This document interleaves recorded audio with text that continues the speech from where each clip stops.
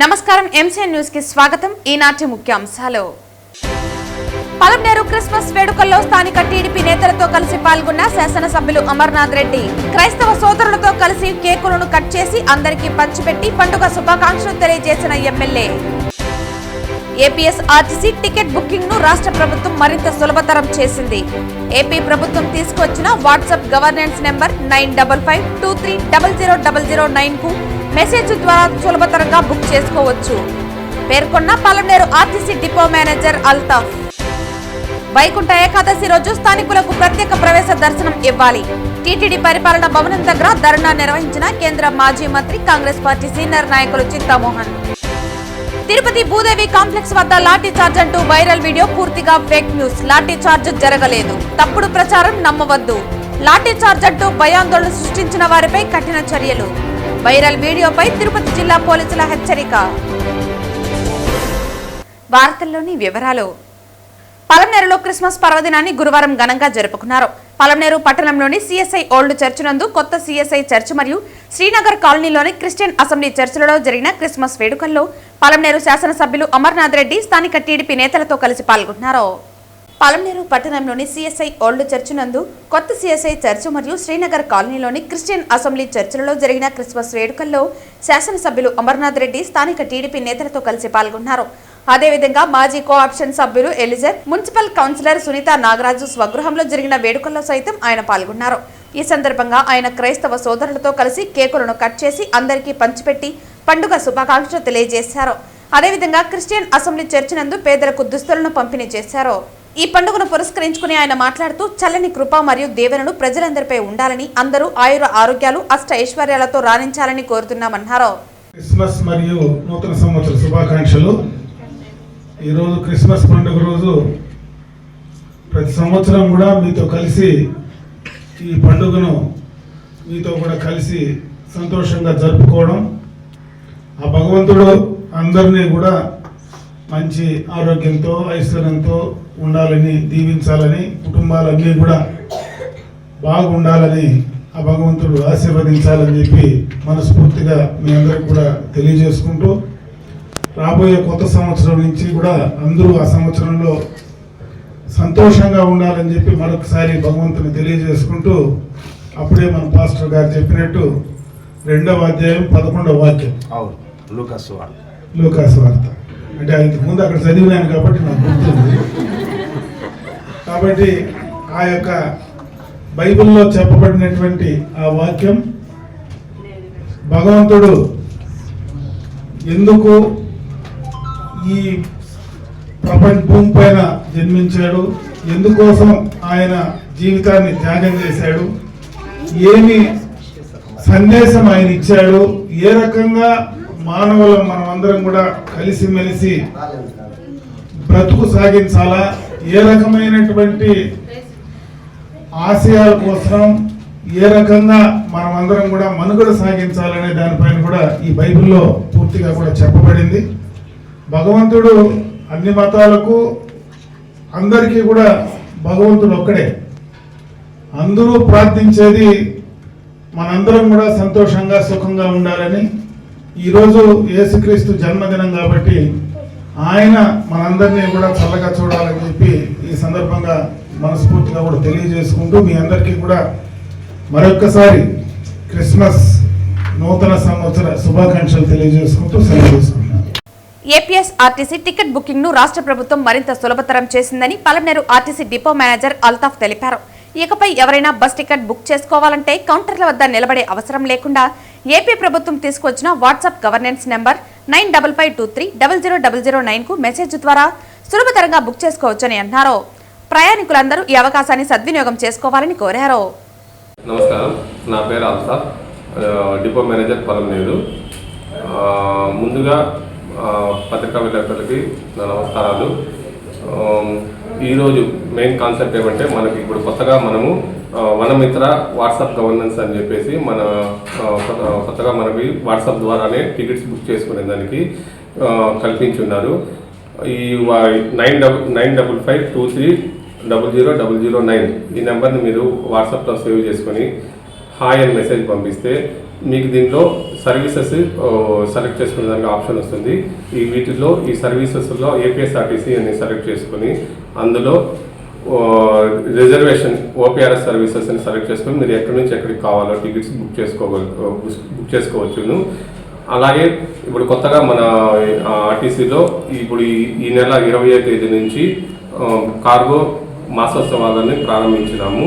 కాబట్టి ప్రతి ఒక్కరూ ఈ కార్గో డోర్ డెలివరీ మాసోత్సవాలను కూడా ఉపయోగించుకొని మనకి ఎక్కడ నుంచి ఇప్పుడు మన స్టేట్లో 84 ప్లేసెస్లో మన cargo door delivery facility availability ఉంది. కాబట్టి మీరంతా ఈ కార్గో డోర్ డెలివరీ మాసోత్సవాలను ఉపయోగించుకొని ఈ క్రిస్మస్ పండగకి అలాగే జనవరి 1కి కానీ సంక్రాంతికి కానీ మీ బంధువులకి మీకు తెలిసిన వాళ్ళకి కార్గో ద్వారా ఆర్టీసీ కార్గో ద్వారా పార్సల్స్ని బుక్ చేసి డోర్ డెలివరీను పంపించాల్సిందిగా కోరుకుంటున్నాము.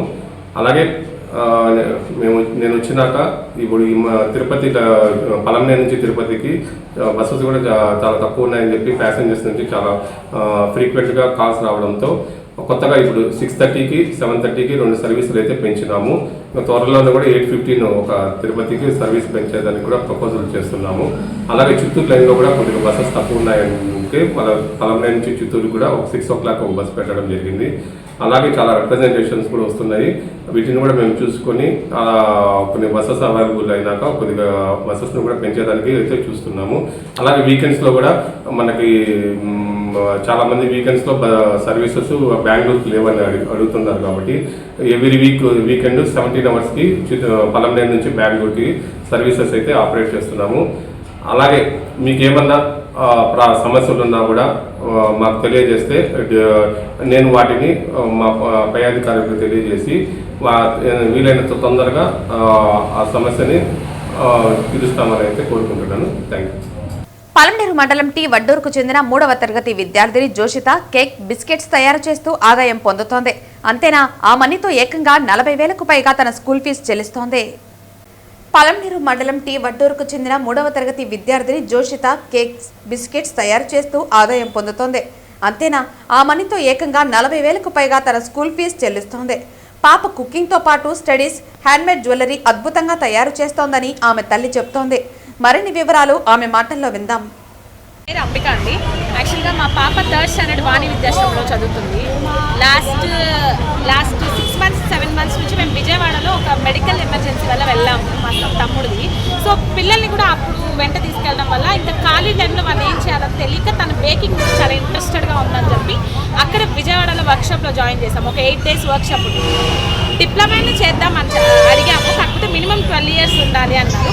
తనకి ఇప్పుడు 8 years కాబట్టి సో తను వర్క్షాప్కి వెళ్ళింది. ఆల్మోస్ట్ ఒక 30 varieties చాలా బాగా చేస్తుంది. ఇప్పుడు ఆ వర్క్షాప్ వల్ల వచ్చింది అండ్ హ్యాండ్స్ ఆన్ ప్రాక్టీస్ చేసుకుని ఇంటికి వచ్చిన తర్వాత సో తన ఇంట్రెస్ట్ని గమనించి మేము లాస్ట్ స్కూల్లో జరిగిన కిడ్స్ మేళాలో వాళ్ళ స్కూల్ ప్రిన్సిపల్ ద్వారా ఫస్ట్ స్టాల్ అనేది పెట్టాము. చాలా బాగా జరిగింది. అండ్ తను ఇప్పుడు ఏమంటుందంటే స్కూల్ స్టాల్ కాకుండా బయట స్టాల్ కూడా నేను బేకింగ్ చేస్తానని నాకు తెలియాలి అన్న తన ఇంట్రెస్ట్ కొద్దీ మేము ఇప్పుడు ఇక్కడ చర్చ్లో క్రిస్మస్ సందర్భంగా స్టాల్ పెట్టించడం జరిగింది. కానీ నెక్స్ట్ వీకెండ్ నుంచి వీకెండ్స్ ఎక్కడైనా పలమనేరులో సాటర్డే సండేస్ తన స్టాల్ ప్లానింగ్లో ఉన్నాము. తన ఇంట్రెస్ట్ చాలా హెవీగా ఉండడం వల్ల తనని కాదనలేక మేము కూడా ముందుకు తీసుకెళ్తాం. అండ్ తను ఇదే కాకుండా చాలా స్టడీస్లోనూ బాగుంది. అట్ ద సేమ్ టైం తన హ్యాండ్మేడ్ జ్యువెలరీస్ చాలా బాగా చేస్తుంది. ఈవెన్ లాస్ట్ ఇయర్ తన స్కూల్ ఫీజు ఆల్మోస్ట్ 70% తనే పే చేసుకుంది. తన అమౌంట్తో తన స్కూల్ ఫీజు ఒక 55,000 వస్తే అందులో 40,000 తనే పే చేసుకుంది.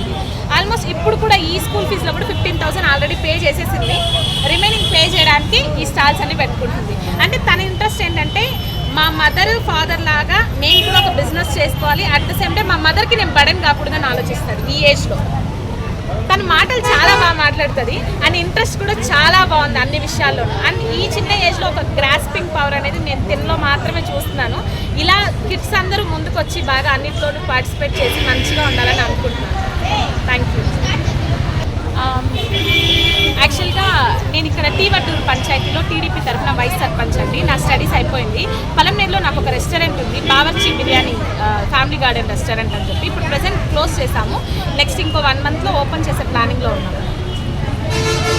మాజీ ప్రధాని స్వర్గీయ అటల్ బిహారీ వాజ్పేయి 101వ జయంతిని పురస్కరించుకుని గురువారం చిత్తూరు బీజేపీ సెంట్రల్ మండల అధ్యక్షులు షణ్ముగం ఆధ్వర్యంలో చిత్తూరు జిల్లా కేంద్రమైన చిత్తూరు గాంధీ కూడలి వద్ద పేద ప్రజలకు దుప్పట్లు పంచిపెట్టారు. ఈ కార్యక్రమంలో బీజేపీ జిల్లా అధ్యక్షుడు జగదీశ్వర నాయుడు తదితరులు పాల్గొన్నారు. మహానేత శ్రీ అటల్ బిహారీ వాజ్పేయి గారి శతజయంతి ఉత్సవాల ముగింపు సందర్భంగా వారి జన్మదినోత్సవాన్ని భారతీయ జనతా పార్టీ సెంట్రల్ మండల అధ్యక్షుడు షణ్ముగం గారి ఆధ్వర్యంలో ఘనంగా నిర్వహించడం జరుగుతున్నది. ఈ సందర్భంగా సేవా కార్యక్రమాల ద్వారా పేదలకు దుప్పట్లు పంపించే కార్యక్రమాన్ని కూడా ఈ రోజు చేపడుతున్నాం.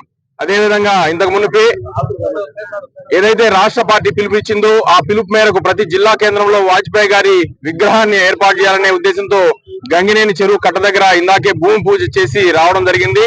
త్వరలోనే జనవరి మొదటి వారంలో విగ్రహ ప్రతిష్టాపన కార్యక్రమాన్ని కూడా 3 పార్టీల కూటమి నేతలను పిలిచి భారీ స్థాయిలో ఆ మహా నాయకుడి విగ్రహాన్ని కూడా మనం ఆవిష్కరించుకోవడం జరిగింది. ఈరోజు సహజంగా రాజకీయాల్లో అందరూ అనేక పార్టీల్లో రాజకీయ నాయకులు ఉంటారు. కానీ శ్రీ అటల్ బిహారీ వాజ్పేయి గారు రాజనీతిజ్ఞులు. ఎందుకంటే వారు అజాత శత్రువు. స్వపక్షంలోనే కాదు విపక్షంలో కూడా వారిని వ్యతిరేకించే వాళ్ళు గాని వారిని విమర్శించే వాళ్ళు గాని ఈ భారతదేశంలో లేదు.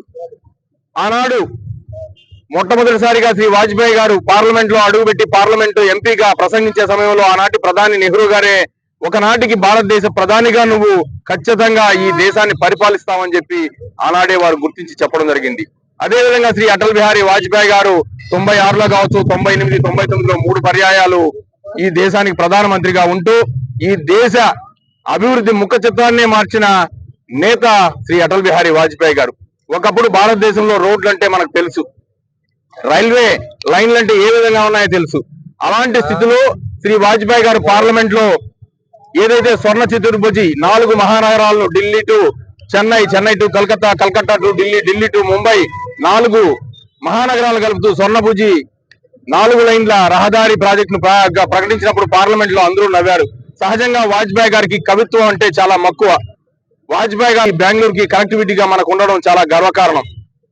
అదేవిధంగా శ్రీ వాజ్పేయి గారు సెల్ ఫోన్లలో కూడా విప్లవాత్మక సాధారణ పేద బడుగు బలహీన వర్గాలకు కూలీ చేస్తున్న వ్యక్తి కూడా సెల్ ఫోన్ లో మాట్లాడే స్థితికి విప్లవాత్మకంగా సెల్ ఫోన్ ను టవర్స్ ను విస్తృతంగా ఏర్పాటు చేసి అందరికీ అందుబాటులోకి తెచ్చిన ఘనత శ్రీ వాజ్పేయి గారిది.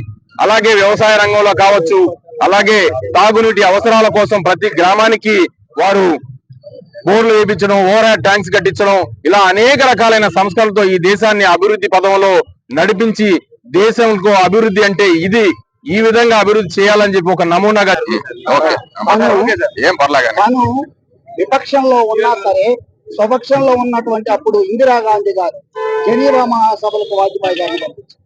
ఆ తర్వాత పివి నరసింహారావు గారు కూడా విదేశాలు విపక్షంలో ఉంటే ఏం చేయగలుగుతుందనే దాన్ని నిరూపించి చూపించారు.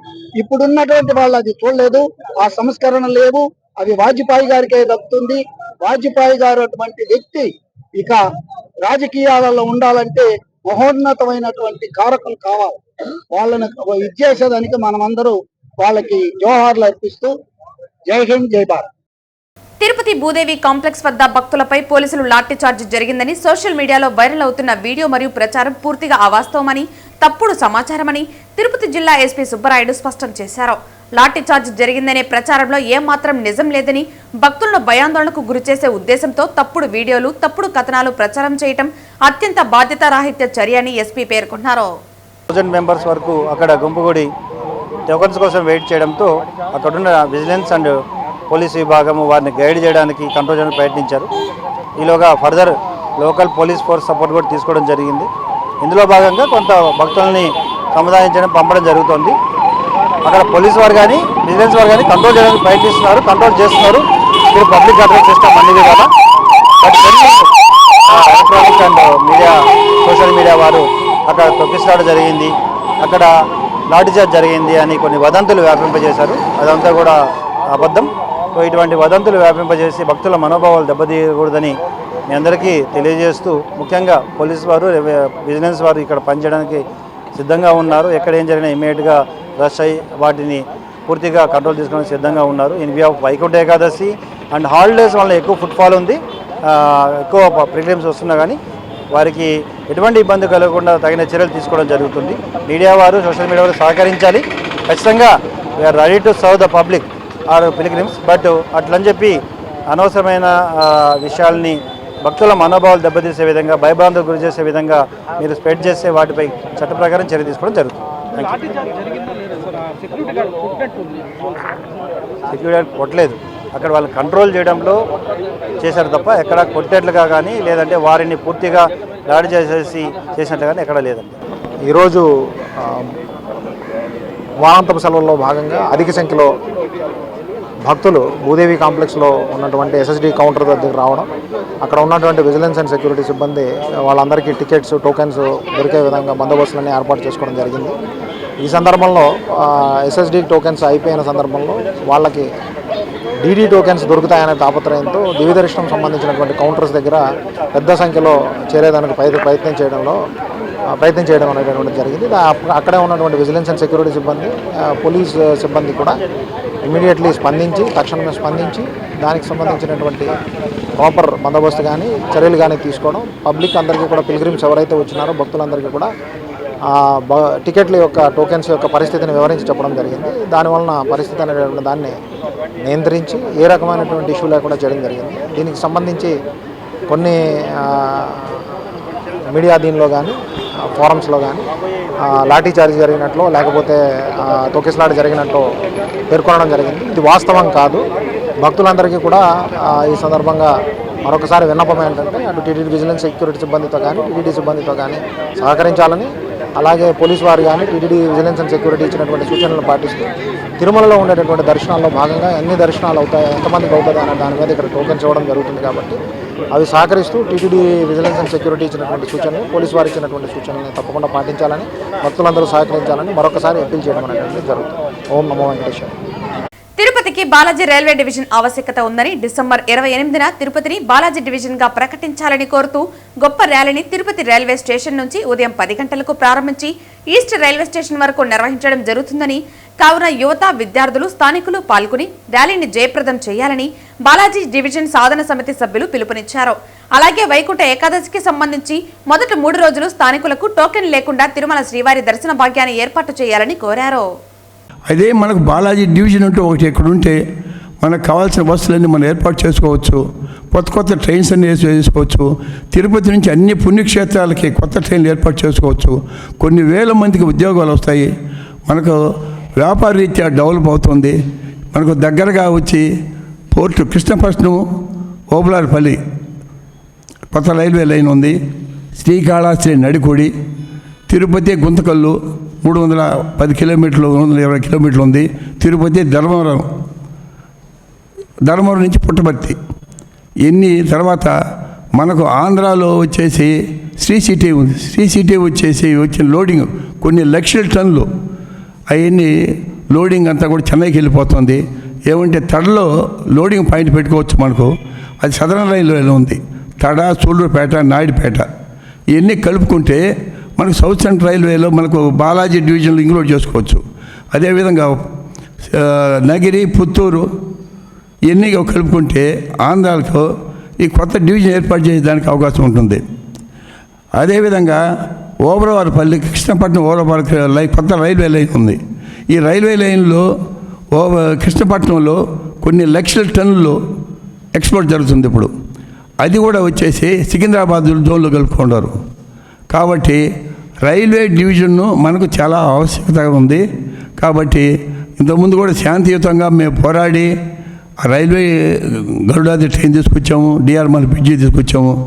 ఏదైనా కూడా మహాత్మా గాంధీ పద్ధతిలోనే ఈ కార్యక్రమం ఏర్పాటు చేసి అదేవిధంగా శాంతియుతంగానే మనం సాధించుకోవచ్చు.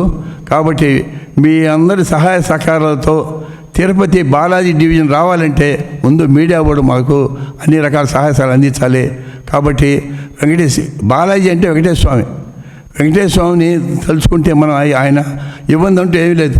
ఇన్ని లక్షల మంది తిరుపతికి వచ్చి స్వామి దర్శనం చేసుకుంటున్నారు. వాళ్ళ కోరికలు నెరవేరుతున్నాయి. కాబట్టి ఆ వెంకటేశ్వర స్వామి, పద్మావతమ్మ మనకందరికీ ఆయురాలుగా ఇస్తూ ఈ బాలాజీ డివిజన్ కూడా ఇవ్వాలని కోరుకుంటూ మీ అందరి తరఫున సెలవు తీసుకుంటున్నాం. ధన్యవాదాలు. టీటీడీకి సంబంధించి కూడా స్థానికుల్ని ఏ విధంగా చూస్తున్నారు అనేది ఇక్కడ దర్శనం టికెట్లు అన్నీ కూడా ఇవ్వకపోగా అదేదో 5,000 ఒక 3 రోజులు ఇవ్వడం జరిగింది. దీని మీద కూడా చాలామంది అసంతృప్తి వెళ్ళగక్కినారు. సో ఈ సందర్భంగా ఈ వేదిక నుంచి కూడా టీటీడీ ధర్మకర్తల మండలికి ప్రజలందరి తరపున వాళ్ళ మనోభావాల తరపున నా వంతుగా కూడా నేను, ఎందుకంటే టీటీడీలో 2 చైర్మన్లకి పిఎస్గా పనిచేయడం జరిగింది. గత అనుభవాల దృష్ట్యా 90,000 నుంచి 1,00,000 మధ్యలో ఏకాదశి రోజు దర్శన భాగ్యాలు కల్పిస్తారు. ఏకాదశి, ద్వాదశి అంతా కూడా 1వ తారీఖు కూడా వచ్చింది. సో ఆ 3 రోజులు మా బాలాజీ రైల్వే డివిజన్ సాధన సమితి తరపున ధర్మకర్తల మండలికి మా విజ్ఞాపన ఏంటంటే, మీరు ఆన్లైన్లో 62,000 ఇచ్చారు సార్, మిగతావి కొద్దిమంది విఐపీస్ ఉంటారు, టీటీడీ ఎంప్లాయీస్ ఉంటారు, వీళ్ళన్నీ కూడా పోగా ఇంకా ఒక 20,000 మంది గ్యాప్ ఉంటుందని నా గత అనుభవం దృష్ట్యా నా వ్యక్తిగత అభిప్రాయం. ఆ 3 రోజులు స్థానికులకి వాళ్ళ ఆధార్ కార్డు ఉంటే, ఎందుకంటే 2వ తారీఖు నుంచి డైరెక్ట్ లైను టోకెన్ లేని భక్తులకు కూడా అలౌ చేస్తామన్నారు. కానీ ఈ 3 రోజులు టోకెన్ లేకుండా స్థానికులను అలౌ చేయండి. దర్శన భాగ్యం కలిపితే లైన్లో వెళ్తారు, లేదంటే ఉంటారు. అంటే ఉండడం అంటే 3 అవర్స్, 4 అవర్స్, 5 అవర్స్. సో ఇది మాత్రం ఇక్కడి నుంచి నేను విజ్ఞప్తి చేస్తున్నాను. మన ప్రియతమ ముఖ్యమంత్రి గారు కూడా రేపు వస్తున్నారు. సో ఆయన కూడా ఈ విషయంలో ఇంటర్ఫేర్ అయ్యి స్థానికులకు ఆ 3 రోజులు దర్శన భాగ్యం టోకెన్ లేకుండా ఇవ్వాలని చెప్పి కోరుచున్నాం. కానీ ఇంతకుముందు కూడా చాలాసార్లు ఖాళీగా ఉండిపోయి, అంటే ద్వాదశి రోజు, ఏకాదశి రోజు ఎప్పుడు లైన్ వదిలేవాళ్ళు, మైకుల్లో పెట్టి అనౌన్స్ చేసిన సందర్భాలు ఉన్నాయి. తిరుపతిలో కూడా స్క్రోలింగ్లు అయ్యి అందరూ ఇక్కడి నుంచి పోయిన సందర్భాలు కోకొల్లలు. సో ఆ రోజు మేమేమంటున్నాం, మీరు టోకన్లు ఇచ్చిన భక్తులకి వాళ్ళు 2 గంటల్లో దర్శనం చేసుకున్నారు, వాళ్ళని ఏం డిస్టర్బ్ చేయొద్దండి, దాన్ని మేము గౌరవిస్తాము. కానీ టోకన్లు లేకుండా తిరుమలకి తిరుపతికి చెందిన స్థానికుల్ని టోకన్ లేకుండా అలో చేయాలని మేము ప్రార్థిస్తున్నాం. వైకుంఠ ఏకాదశి రోజు స్థానికులకు ప్రత్యేక ప్రవేశ దర్శనం ఇవ్వాలని టీటీడీ పరిపాలనా భవనం దగ్గర కేంద్ర మాజీ మంత్రి, కాంగ్రెస్ పార్టీ సీనియర్ నాయకులు చింతామోహన్ ఆధ్వర్యంలో ధర్నా నిర్వహించారు. తిరుమల తిరుపతి దేవస్థానం గొప్ప పుణ్యక్షేత్రం, ప్రపంచంలోనే గొప్ప ఆధ్యాత్మిక కేంద్రం, ప్రసిద్ధి చెందినటువంటి దేవాలయం. ఈ దేవాలయంలో 3 విషయాలు ముఖ్యంగా సామాన్యులు అందరూ తెలుసుకోవాలనుకుంటున్నారు. 1 బంగారు. మనకు లెక్కల్లో ఎన్ని 100 కిలోల బంగారు ఉంది లెక్కల్లో. ఎక్కడ ఉంది, ఎక్కడెక్కడ పెట్టారు దేవస్థానం ఈ 100 కిలోల బంగారాన్ని?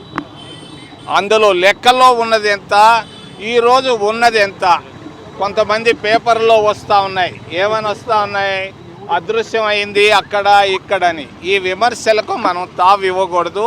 పారదర్శకంగా ఎంత బంగారు మనకుంది, ఎక్కడ ఉంది, దీనిపైన వెంటనే 7 రోజుల్లో క్లారిటీ ఇవ్వాలని నేను టీటీడీ యాజమాన్యాన్ని కోరుతున్నాను. 2వది భూములు, టీటీడీ భూములు. టీటీడీకి భూములు ఉన్నాయి. పర్యావరణాన్ని మనం కాపాడుకోవాల్సిన అవసరం ఉంది. పచ్చగా ఉంది తిరుమల తిరుపతి. మరి ఈ పర్యావరణాన్ని కాపాడుకోవాల్సిన బాధ్యత అందరిపైన ఉంది. ఇందిరాగాంధీ తీసుకొచ్చినటువంటి ఫారెస్ట్ యాక్ట్ వల్ల ఈరోజు పర్యావరణాన్ని కాపాడుకోగలుగుతున్నాం. కానీ భూముల్ని కార్పొరేట్లకు ఇవ్వడాన్ని కాంగ్రెస్ పార్టీ ఖండిస్తూ ఉంది. 1 సెంటు భూమి కూడా కార్పొరేట్లకు ఇచ్చేదానికి లేదు. టీటీడీ భూములు తిరుపతిలో, తిరుమలలో కానీ ఎక్కడ ఇచ్చేదానికి లేదు. మనకి ఎన్ని 100 ఎకరాల భూములు ఉన్నాయి. ఈ భూముల్ని ఎవరికి ఇప్పటిదాకా ఇచ్చారు, మా భవిష్యత్తులో ఎవరికి ఇవ్వబోతున్నారు? ఎందుకు ఒక సంస్థకి మీరు ఈ మధ్యలో కొన్ని ఎకరాల భూమి ఇచ్చారు? దీనిపైన క్లారిటీ అవసరం. నేను టీటీడీ ఈఓని నేను డిమాండ్ చేస్తున్నాను. వారం లోపల మీరు ఈ భూములు ఎందుకు ఇచ్చారు, ఏ అవసరంతో ఇచ్చారు, దీనిపైన క్లారిటీ అవసరం. 3వది దర్శనాలు. దర్శనాలు అనేవి మరి కార్పొరేట్లకే దర్శనాలు జరుగుతున్నాయి, నేను గమనిస్తూ ఉన్నాను. దీన్ని ఖండిస్తున్నాం. సామాన్యులకు పెద్దపీట అంటేనే కార్పొరేట్లకు పెద్దపీట వేస్తున్నారు. మరి ప్రత్యేక ప్రవేశ దర్శనాన్ని కాంగ్రెస్ పార్టీ తీసుకొని వచ్చింది 3 రోజు మేమిచ్చాం. ఆ విధంగా స్థానికులందరికీ వచ్చిన వాళ్ళకి దర్శనాన్ని ప్రత్యేకంగా ఏర్పాటు చేయాలని మేము డిమాండ్ చేస్తూ, మీరు ఇస్తున్నటువంటి వివిఐపి బ్రేకులు పారదర్శకత అవసరం. ఏ ఏ పార్టీకి ఇస్తున్నారు, ఏ ఏ కార్పొరేట్లకు ఇస్తున్నారు, ఏ కారణంతో ఇస్తున్నారు. వేల మందికి ప్రతిరోజు ఇస్తున్నారు, కొన్ని 2 రాజకీయ పార్టీలకు సంబంధించిన వాళ్ళకి. మరి దీనిపైన కూడా పారదర్శకత అవసరం. మీరు ఈరోజు ఇంత డబ్బు వచ్చింది, 4,95,00,000 వచ్చిందని నిన్న చెప్పారు. మరి వివిఐపి దర్శనాల్లో కూడా క్లారిటీ ఇవ్వండి. ఇగో ఈ పార్టీ వాళ్ళకి ఇన్ని ఇచ్చాం, మరి ఇంత కార్పొరేట్ సంస్థలకు ఇది ఇచ్చామన్న క్లారిటీ ఇవ్వాలని మేము డిమాండ్ చేస్తూ ఏదైనా. వార్తలు ముగించే ముందు ముఖ్యాంశాలు మరోసారి. పలమనేరు క్రిస్మస్ వేడుకల్లో స్థానిక టీడీపీ నేతలతో కలిసి పాల్గొన్న శాసనసభ్యులు అమర్నాథ్ రెడ్డి. క్రైస్తవ సోదరులతో కలిసి కేకులను కట్ చేసి అందరికీ పంచిపెట్టి పండుగ శుభాకాంక్షలు తెలియజేసిన MLA. APS RTC ticket booking ను రాష్ట్ర ప్రభుత్వం మరింత సులభతరం చేసింది. ఏపీ ప్రభుత్వం తీసుకొచ్చిన వాట్సాప్ గవర్నెన్స్ నెంబర్ 9552300009 కు మెసేజ్ ద్వారా సులభతరంగా బుక్ చేసుకోవచ్చు పేర్కొన్న Palamaneru RTC depot manager Altaf. Vaikuntha Ekadashi రోజు స్థానికులకు ప్రత్యేక ప్రవేశ దర్శనం ఇవ్వాలి. టీటీడీ పరిపాలన భవనం దగ్గర ధర్నా నిర్వహించిన కేంద్ర మాజీ మంత్రి కాంగ్రెస్ పార్టీ సీనియర్ నాయకులు చింతామోహన్. తిరుపతి భూదేవి కాంప్లెక్స్ వద్ద లాఠీ చార్జ్ అంటూ వైరల్ వీడియో పూర్తిగా ఫేక్ న్యూస్. లాఠీ చార్జ్ జరగలేదు, తప్పుడు ప్రచారం నమ్మవద్దు. లాఠీ చార్జ్ అంటూ భయాందోళన సృష్టించిన వారిపై కఠిన చర్యలు. వైరల్ వీడియోపై తిరుపతి జిల్లా పోలీసుల హెచ్చరిక. ఈ వార్తలు ఇంతటితో సమాప్తం. తిరిగి వార్తల్లో మళ్ళీ కలుద్దాం. అంతవరకు సెలవు. నమస్కారం.